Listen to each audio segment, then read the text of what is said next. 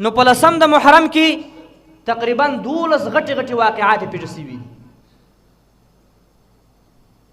یو غټه واقعه هغه ما تاسو ته وویل، هغه دا ده چې شهادت د امام حسین رضی الله تعالی عنه په 10 د محرم اوس. دا غټه واقعه ده. او بیا ما تاسو ته وویل چې په دا 10 د محرم کې څه کول پکار دي، وروسته انشاءالله درته وایم. نه به افراط کوو، نه به تفرید پشکې کوو. بله غټه واقعه هغه دا ده چې په 10 د محرم باندې د دنیا پیدایش په 10 د محرم باندې سوی دی.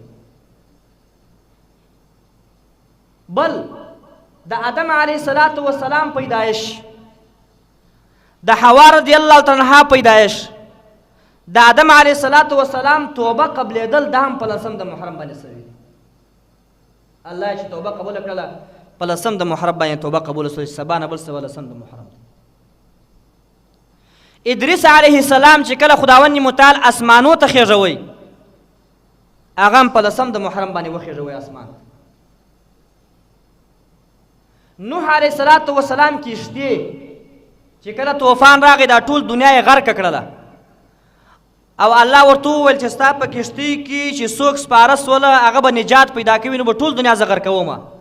اسمان ته وویل چې اوبه رایلکه، او لاندې مځکې ته وویل چې اوبه راپورته که. اسمان او د مځکې اوبه ټول سره یو ځای سولې، ټوله مځکه مکمل اوبه واخیستله، هېڅ شی نه ښکاره کېدی، ټول دنیا غرقه سوله.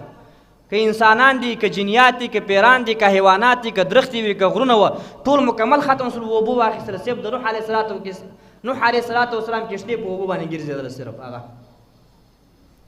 او په هغې کې څه کم محدود کسان پشکې سپاره وو مسلمانان، نو ټول دنیا غرقه سول.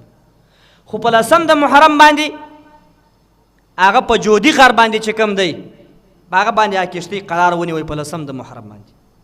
هغه نه بعد بیا اسمان ته الله وویله چې خپل اوبه بندې که، او مځکې ته یې وویل چې خپل اوبه لاندې کش که. خبره ختمه سوله، ټول خلک مکمل تباه و برباد سو. الله ته خو ډېره اسانه ده، په یو طرف ته عین کې ټول تباه و بربادوي. او په جودي غر باندې چې کله کښتۍ ودرېدل هغه 10 د محرم و. یونس علیه السلام دا چې کله ماهي تیر کوي، تقریبا 40 شپې په دا ماهي د ماهي په نس کې پروت. خو چې کله دا دعا وویل چې لا اله الا انت سبحانک انی کنت من الظالمین، ډېر په سختۍ کې و، ماهي خپله ډېر ګرم وي، او بیا چې د ماهي په نس کې دننه سي بیا خو بیخي ګرمایش زیات وي، ډېر په عذاب و یونس علیه السلام. او دا دعا یې وغوښتل چې لا اله الا انت سبحانک انی کنت من الظالمین. دا دعا چې وغوښتله ماهي ته الله وویل چې وی غورځوه د دریاب په غاړه. الله د دې مصیبت نه په 10 د محرم باندې الله دته نجات ورکوي. ماهي راولاړ سو، د دریاب په غاړه یې وغورځوه، او ډېر د ګرمایش د وجې نه مکمل ټول بدن یې داسې خوړین غوندې و، ویښته مې ویښته نه و، مچ به چې راغی ورباندې کښېنستی بیا به هم په عذابېدی. کوډو الله ورباندې شین کوي، سربیره کوډو ورباندې راغی. د کوډو په پاڼه کې دا یو خدای پاک خصلت ایښی دی چې ماهي او دا دغه چې کوم دی مچ چې کوم دی دا په کوډو په پاڼو باندې نه کښېني. الله دې محفوظ کړي د هغه څخه. دا په 10 د محرم الله دا وکړه. ایوب علیه السلام الله په مرضي باندې اخته کړی و، ډېر سخته مرضي ورباندې وه، حتی تر دې پورې دومره سخته مرضي ورباندې وه چې خپل اهل و عیال لا ځینې ولاړل، دی تنیا پرېښوی، یوه شډه ورسره پاته وه بس. سخت مریض و بیخي زیات. خو لیکن الله چې دې مرضۍ نه نجات ورکوي هغه په 10 د محرم و. چې کله 10 د محرم سو خداوند متعال ته دعا وغوښتله، الله نجات ورکوي په 10 د محرم.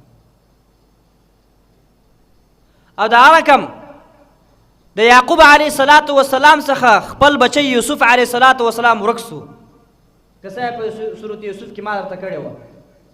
حتی 40 کاله ځینې ورک و، بعضې مفسرین لیکي 80 کاله ورک و ځینې. جدایي او دی خو پیغمبر و، معلومات ورکېدی چې دا هم پیغمبر کېږي. په جدایي کې سترګې پسې ړندې سولې. خو لیکن کله چې وصال راځي سره یو ځای کېږي، دا هجران ختمیږي، دا د زړه درد ختمیږي، خوشحالي راځي، هغه په 10 د محرم باندې راله. چې کله 10 د محرم سو الله د ده او د یوسف علیه السلام ملاقات په 10 د محرم وکړي او د هغه رقم د عیسی علیه السلام پیدایش په 10 د محرم سوی دی د عیسی علیه السلام اسمانو ته خیژل په 10 د محرم باندې سوی دی د رسول الله صلی الله علیه وسلم واده د خدیجې رضی الله تعالی عنها سره په اسمانو کې په 10 د محرم باندې سوی دی او د هغه رقم دا دنیا چې ختمیږي مکمل دا هم په 10 د محرم باندې دا دنیا ختمیږي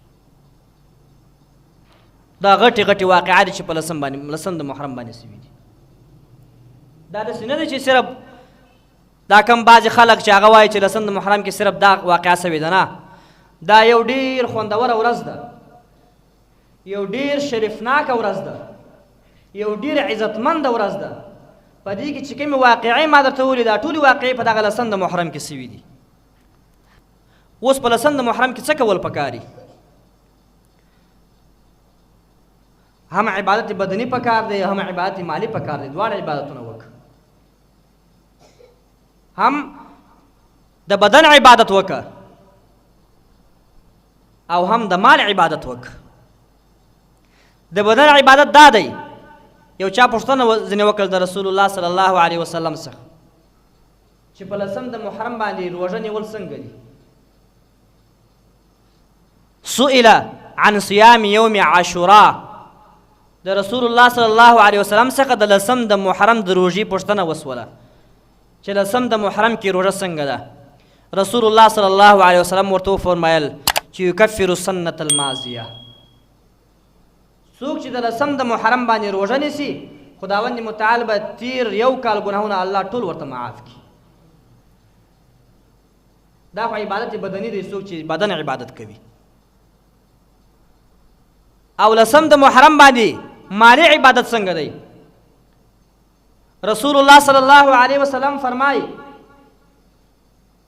من اوسع علی عیاله و اهله په دغه 10 د محرم باندې څوک چې خپل بچانو ته ښه رزق راوي ښه خوراک راوي ښه نس ماړه کي نو څه به وسي اوسع الله له سائر سنته ټول کال به خداوند متعال په دغه ترتیب ور باندې تیر کی که دې ښه خوراکونه خپل بچیانو ته راوړي او په 10 د محرم الله به دا ټول کال په دغه ترتیب د باندې تیر کی که ښه جامه دې ورته راوړه خپل بچیانو ته الله به ټول کال په دغه ترتیب باندې تیر کی نو په دغه ورځ باندې دغه دوه کارونه پکار عبادت بدني کوي او که عبادت مالی کوي دواړه ثواب لري خداوند متعال و موسی علیه السلام ته فرمایي په تورات کې دا نوشته وایي څوک چې 10 د محرم روژه ونیسي دا دومره ثواب لري لکه ټول عمر یې چې روژه نیولی وي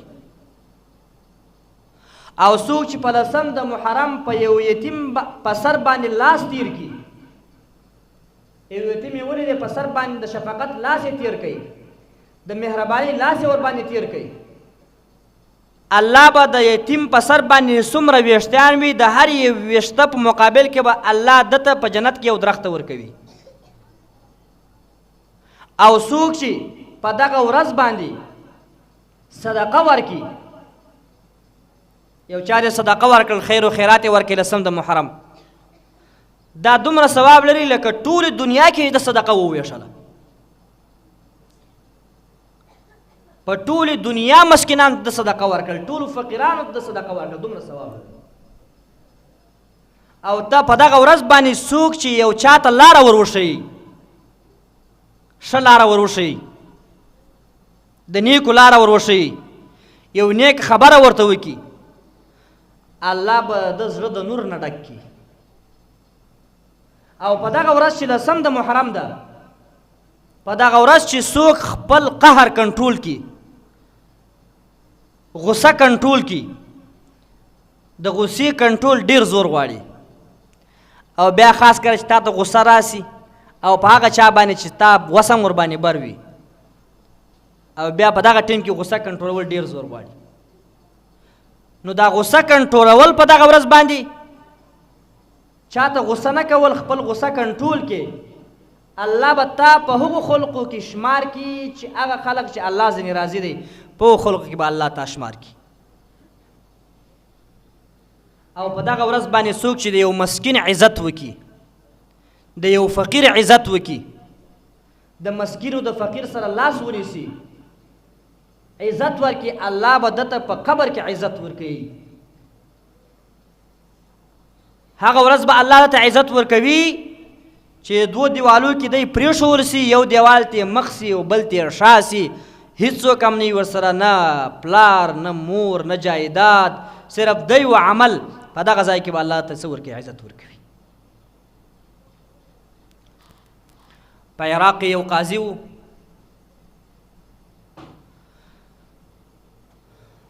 یو سړی ورته راغی، ورته وویل لږ خیر و خیرات راکړه. 10 د محرم و. هغه قاضي ورته وویل یاره ما سره خو شی مشی نشته. دغه ټیم کې نصراني هم دا خبره واورېدله، هغه مسکین هغه نصراني ته ورغی. نصراني دا د یهودو نصارا چې کوم کافران دي، چې کوم امریکایان او بني اسرائیل موږ ته ورته فرمایي، دا نصراني و، کافر و. هغه ته ورغی، هغه څه خوراک موراک یو شی مشی ورکړي، هغه د چې کوم حاجت و هغه یې پوره کوي ورته. د شپې قاضي خوب ویني چې ورځ د قیامت ته حساب کتاب اوس یو 2 خوندور بلډینګونه ولاړ دي، خوندور بلډینګونه دي، سرو زرو د سپینو زرو نه جوړ. قاضي وایي ما پوښتنه وکړه، وایي دا د چا دا 2 بلډینګونه؟ وایي خلقو راته وویل، هغه چا سره مې چې پوښتنه وکړه، وایي دا خو ستا وه، دا 2 بلډینګونه خو ستا وه، خو بس قسمت کارونه دي، ستاسې نه ولاړل و، هغه نصراني ته الله ورکړله. هغه 2 بلډینګونه الله نصراني ته ورکړله، ستاسې نه الله واخیستله. سهار چې دا قاضي راولاړېږي ډېر په روح په طرز کې دی، رامنډه وایي نصراني ته. نصراني هم دا خوب ویني. نصراني ته فرمایي چې زه به تا ته 1 لک روپۍ درکړم، 1 لک. هلته به 500 روپۍ مسکین نه ورکولې، 200 300. اوس ورته وایي چې کله خپل په سترګو خبره ولیدله، د شپې چې په سترګو خبره ولیدله، ورته ویل زه به تا ته 1 لک روپۍ درکړم په مقابل د دې کې چې دا فقیر ثواب ما ته راکړه. 1 لک روپۍ درکوم. هغه ورته وایي هغه نصراني، هغه هم خوب لیدلی و، وایي 1 لک روپۍ څه کوې چې 1 لک بلډینګونه ما ته راکړې، په مقابل د 2 بلډینګو کیلانې درکوم. اشهد ان لا اله الا الله واشهد ان محمد رسول الله، کلمه تیری مسلمانېږي. دا د 10 د محرم باندې. او دغه رقم بس یو واقع درته بیانوم، ټیم هم پوره دی. په نامه د عمر دا یو مسجد و د عربو په خوا کې. هغه مسجد کې به زنانه منع وي، زنانه به نه ورته راتلې، صرف د 10 د محرم کې به زنانه ورته رالې. یو سړی و، دا به هم دغه مسجد ته راحاضرېدی چې کله 10 د محرم سو، سهار ټیمو زنانه رالې مسجد لره. یو زنانه ډېره غریبه و، فقیره و. دغه سړي ته وویله که څو جامه ماته راکړي، بچیان مې جامه نه لري. دغه سړي یوه جامه در وغوښتل په کور کې. ده ورته وویل به ته کور ته ولاړه سه، زه جامه درته راوم. کور ته راځي، دا یوه جامه چې ورسره ده، دغه یوه جامه را اخلي، هغه زنانه دروازه ورته ټکوي، په پرده کې هغه جامه ورکوي چې واخله دا جامه خو ستا. هغه زنانه دعا ورته کوي چې خداوند متعال دې تا ته د جنت جامې در واغوندي. 10 د محرم دی. خوب ویني، دا سړی خوب ویني. په خوب کې یوه ښایسته حوره مخ ته ورته راځي، او سړی ورته وایي ته څوک یې؟ دی خو دا ورته وایي چې زه خو هغه 10 د محرم یم، چې تا 10 د محرم کې کم صدقه و خیر خیرات ورکړي مسکین لره، زه هغه یم. اوس الله زه حوره جوړه کړی یم، زه ستا یم. ډېر خوشحالېږي. چې کله سهار راپورته کېږي، چې راویښېږي، الله سنې دعا غواړي چې یا الله که چیرې یقینا هم دا حوره زما وي لسم د محرم باندې چې کومه حوره جوړه سوې ماته یا الله زما روح واخله ما دا حورې سره یو ځای کړه الله دعا قبلوي په دغه ټیم کې روح الله اخلي د حورې سره دغه لسم د محرم چې کوم حوره وه د هغه سره څه کېږي یو ځای کېږي